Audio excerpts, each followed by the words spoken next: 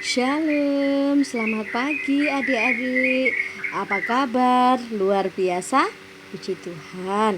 Kita mulai belajar lagi yuk tentang pelajaran hari ini. Pelajaran yang ketiga tentang baptisan itu penting. Namun kita mau berdoa terlebih dahulu.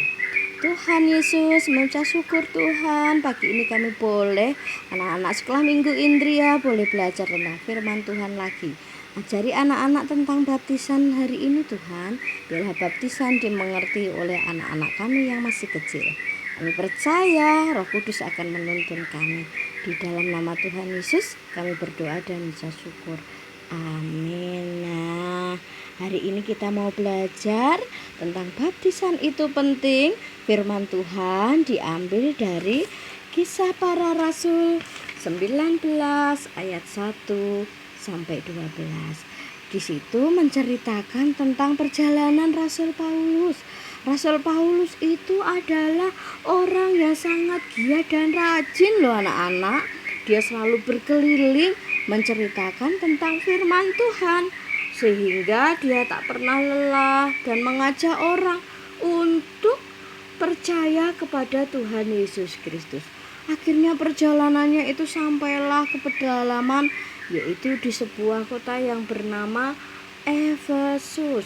Nah, di Efesus itu ternyata Tuhan Yesus Rasul Paulus bertemu dengan para murid Yohanes yang mereka juga percaya kepada Tuhan Yesus.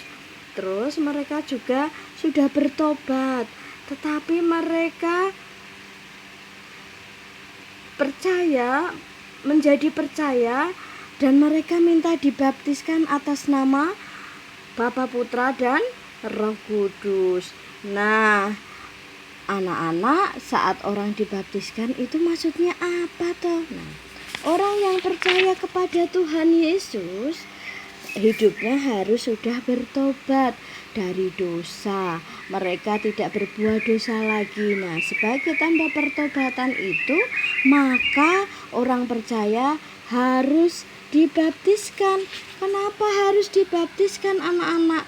Karena baptisan itu mempertandakan orang yang mengaku bahwa Yesus adalah sebagai juru selamat.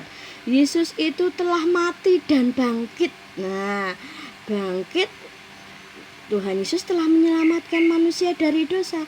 Maka orang yang sudah percaya sama Tuhan Yesus, mereka harus dibaptiskan. Artinya mereka juga ikut bangkit dari kematian dosa.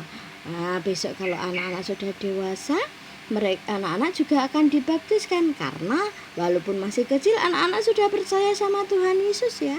Sebagai tandanya setelah dewasa anak-anak akan dibaptiskan. Nah, orang yang sudah dibaptiskan hidupnya harus berbeda. Orang yang percaya itu hidupnya harus sudah berbeda, dia harus seperti Kristus. Nah, pembaptisan itu merupakan tanda simbol bahwa orang-orang benar-benar percaya sama Tuhan Yesus sebagai juru selamat. Nah, jika adik-adik sungguh percaya Tuhan Yesus, sekarang tunjukkanlah hidup adik-adik. Nah, bagaimana cara menunjukkannya kalau adik-adik percaya sama Tuhan Yesus? Adik-adik harus rajin. Rajin apa itu? Contohnya rajin belajar. Nah, kalau sudah sekolah, aku masih kecil, aku belum bisa belajar. Nah, belajar itu apapun, bukan hanya menulis seperti pada gambar ini. Belajar mau bermain, menata bentuk, itu sudah belajar. Hidup adik juga sudah berubah, yaitu penuh dengan kasih. Contoh gambar di sini adalah menolong orang yang sedang kesusahan. Itu juga sebagai tanda bahwa adik-adik sudah percaya betul sama Tuhan Yesus. Nah, yang berikutnya, hidupnya dipenuhi dengan Roh Kudus, yaitu senantiasa rajin membaca firman Tuhan. Sendirian saja? Tidak. Bersama keluarga ya anak-anak, kita ajak dalam satu rumah, kita rajin membaca firman Tuhan. Terus hidupnya orang percaya itu mereka lihat ini, tidak membuang, contohnya tidak membuang sampah sembarangan loh. Harus rajin melakukan hal yang benar, yaitu tidak boleh membuang sampah sembarangan. Yang berikutnya, anak-anak juga menyenangkan hati orang tua. Ayo, suka enggak kalau ibu masak? Suka ya? Bantulah orang tua, anak-anak. Anak-anak boleh membantu orang tua. Itu sebagai tanda adik-adik itu percaya sama Tuhan Yesus. Nah, orang yang sudah percaya sama Tuhan Yesus, hidupnya diubahkan.